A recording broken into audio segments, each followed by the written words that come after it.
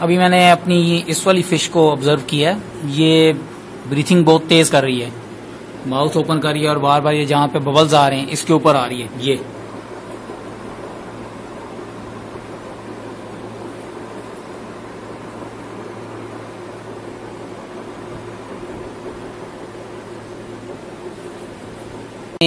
Aquarium में जो fishes को फास्ट ब्रीथ का इशू बना हुआ था, मैं समझ रहा था कि ये मुनिया स्पाइक आई है, उसकी वजह से इनकी गिल्स इफेक्ट हुए, लेकिन मैंने भी फ्रेंड से डिस्कस किया और उन्होंने मुझे बताया कि ये मुनिया स्पाइक है या नहीं है, लेकिन इस टाइम ये व्हाइट स्पॉट डिजीज है।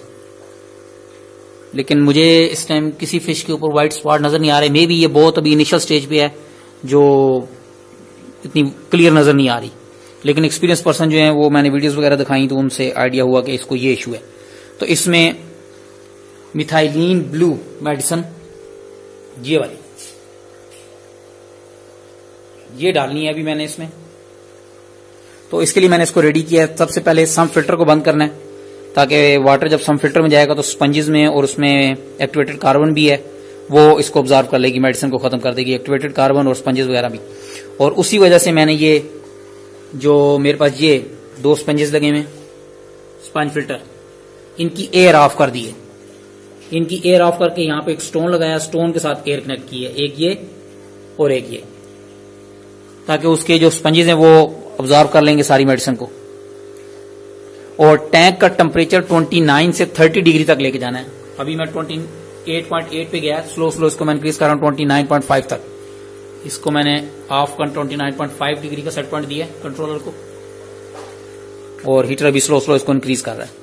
तो अब मैं ये मेडिसिन डालता हूं इसमें 1 ड्रॉप पर गैलन। 90 गैलन के टैंक में 10 गैलन का ये सम्प है।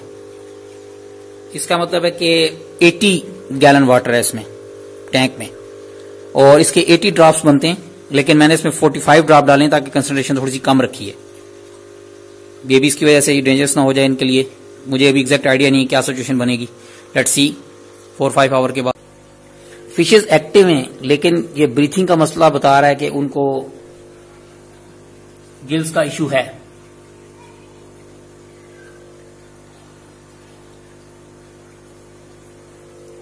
तो इसके लिए अब मैं पोटेशियम परमैंगनेट का ट्रीटमेंट स्टार्ट करने का सोच रहा हूं, क्योंकि ये मुझे व्हाइट स्पॉट का इशू नहीं लग रहा। क्योंकि अगर ये होता व्हाइट स्पॉट तो ये ठीक होना चाहिए था।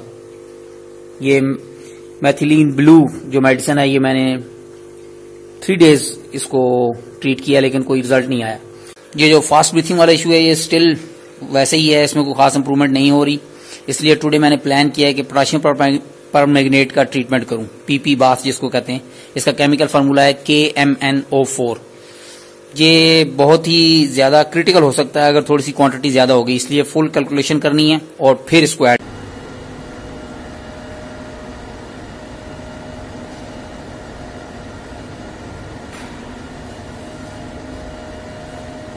ये 0.5 ग्राम होगी। अब यहां पर रोक लो। लास्ट ईयर जो मैंने ट्रीटमेंट किया था उसमें बहुत डिटेल से मैंने एक्सप्लेन किया था, उसमें देखा जा सकता है मैक्सिमम डिटेल।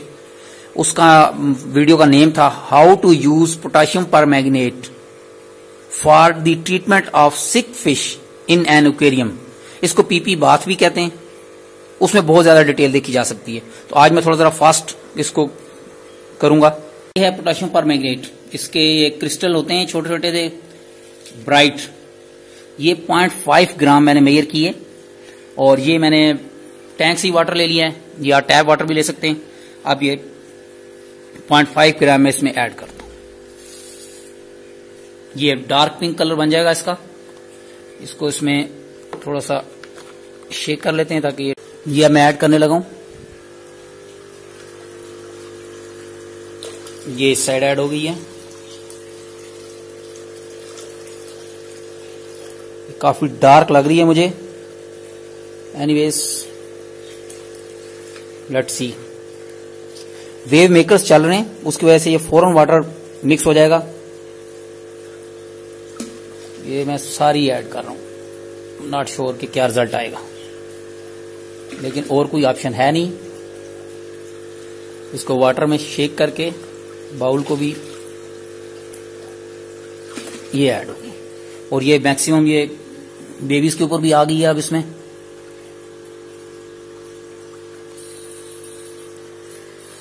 और ये इसका कलर पिंक है। ये ऑरेंज कलर या डार्क ब्राउन कलर में जब कन्वर्ट होगा तब हम इसको वाटर चेंज करेंगे। ये फिशेस की फास्ट ब्रीथिंग का जो इशू है ये स्टिल उसी तरह ही है, कंटिन्यू, कोई इंप्रूवमेंट नहीं हुई।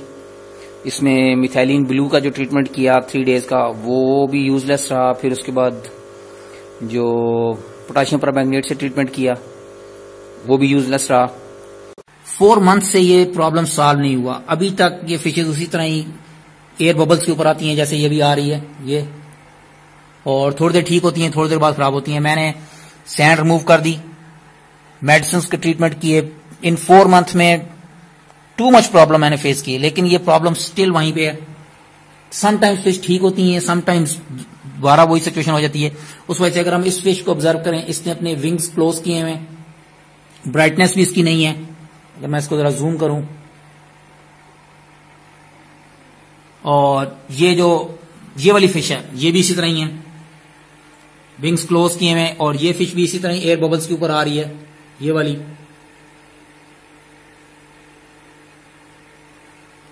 और मुझे इन 4 मंथ्स में कुछ क्लियर नहीं हो रहा कि इश्यू क्या है।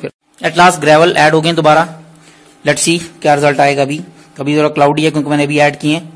और पहले ये जब मैंने रिमूव किए थे तो ये नियर अबाउट 24 kg वेट था इनका, और अभी मैंने रफली 10 kg या 12 kg हाफ ऐड किए।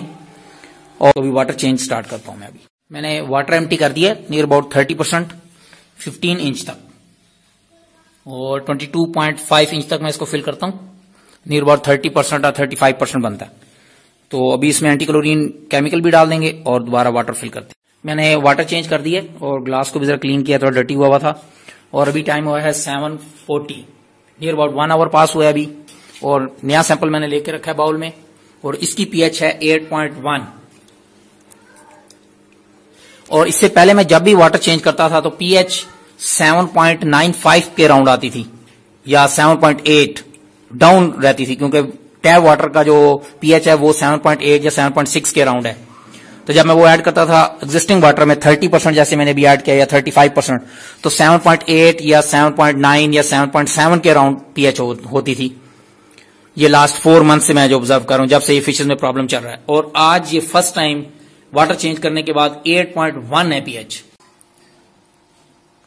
यस, थैंक्स गॉड, ये 8.1 के राउंड ही लग रही है। ये 1 वीक अभी हुआ है। ये मार्बल ग्रेवल जो मैंने डाले हैं इनसे इंप्रूवमेंट आई है, पीएच स्टेबल हो रही है अब। और थैंक्स गॉड के फिशेज भी थोड़ी सी इंप्रूवमेंट आ रही है इनमें। ये येलो कलर जो फिश है, ये इसका कलर काफी ब्राइट हो गया अब। पहले इसमें ब्लैक शेड आ रहा था, इसमें इसकी ब्राइटनेस कम हो रही थी, इस ब्लू की भी। और जो फास्ट ब्रीथिंग वाला इशू है वो भी काफी कंट्रोल है, इंप्रूवमेंट लग रही है मुझे। इट मीन्स के यही प्रॉब्लम था, पीएच फ्लक्चुएट कर रही थी। और जो कैल्शियम या हार्डनेस वगैरह वाटर की कंट्रोल करता है, ये लाइमस्टोन या मार्बल जो भी ग्रेवल हैं, ये बहुत जरूरी है टैंक में। मैंने इनको रिमूव किया, जिस दिन से मैंने ये रिमूव किया उस दिन से ही प्रॉब्लम रहा। अक्टूबर में 25 अक्टूबर या 28 अक्टूबर से फिशेज ने रैपिड ब्रीथ स्टार्ट कर दी। फिर मैंने बहुत ट्रीटमेंट किए, लेकिन कोई प्रॉब्लम सॉल्व नहीं हुआ। और मैं उस टाइम समझ रहा था कि ये सैंड की वजह से प्रॉब्लम आ रहा है, लेकिन इश्यू ये हुआ कि जब मैंने ये ग्रेवल्स रिमूव किए तो पीएच डिस्टर्ब हो गई टैंक की। और सेकंड, जो कैल्शियम है या जो, अब मुझे एग्जैक्ट आइडिया नहीं है कि उसका क्या हम कहेंगे, हार्डनेस वाटर की या जो बाकी वाटर के पैरामीटर हैं, जो मुझे एग्जैक्ट आइडिया नहीं क्या क्या थे, वो सब डिस्टर्ब हो गए। सम फिल्टर तो काम कर रहा है और उसकी वजह से ही प्रॉब्लम आ रहा था। उसमें मैंने जब इस पे सर्च की कि क्या इश्यू क्या है, तो सम फिल्टर अगर वर्किंग करेगा और अमोनिया को ब्रेक करेगा वो नाइट्राइट में, और नाइट्राइट से नाइट्रेट बनेंगे। तो अगर हम नाइट्रिफिकेशन देखें, उसकी इक्वेशन देखें नेट के ऊपर, गूगल पे लिखें, तो नाइट्रिफिकेशन जब प्रॉपर होगी, अमोनिया अगर ब्रेक होगी नाइट्राइट में, तो H पॉजिटिव आयन भी बनता है। H पॉजिटिव आयन का मतलब है जितने H पॉजिटिव आयन इंक्रीज होते जाएंगे, वाटर एसिडिक होता जाएगा। एसिडिक का मीन्स 7.0 न्यूट्रल है पीएच, और जितना एसिडिक होगा वो 7.0 से डाउन जाएगा 6.8, 6 की साइड पे। तो मुझे यही समझ आ रही थी कि ये एसिडिक हो क्यों रहा है, पानी में मसला क्या है। तो जैसे ही न्यूट्रिफिकेशन हो रही होगी आपके सम फिल्टर में या कोई भी आपका फिल्ट्रेशन सिस्टम है, अगर वो प्रॉपर वर्किंग कर रहा होगा तो उसमें H पॉजिटिव आयंस क्रिएट होंगे ऑटोमेटिकली वाटर में। और अगर आपके पास कोई बफर नहीं है या जो कोई ऐसी चीज नहीं है जो वाटर को न्यूट्रल करे, दोबारा उसकी पीएच को इंक्रीज करे, तो फिर वाटर की पीएच डाउन होती जाएगी और फिर प्रॉब्लम स्टार्ट होंगे। क्योंकि फिशेस के लिए, सिक्लेट फिशेस के लिए पीएच हाई चाहिए, अल्कलाइन वाटर चाहिए इनको, और अगर एसिडिक होगा तो वो फिर प्रॉब्लम होगा। और यही मेरे पास हो रहा था।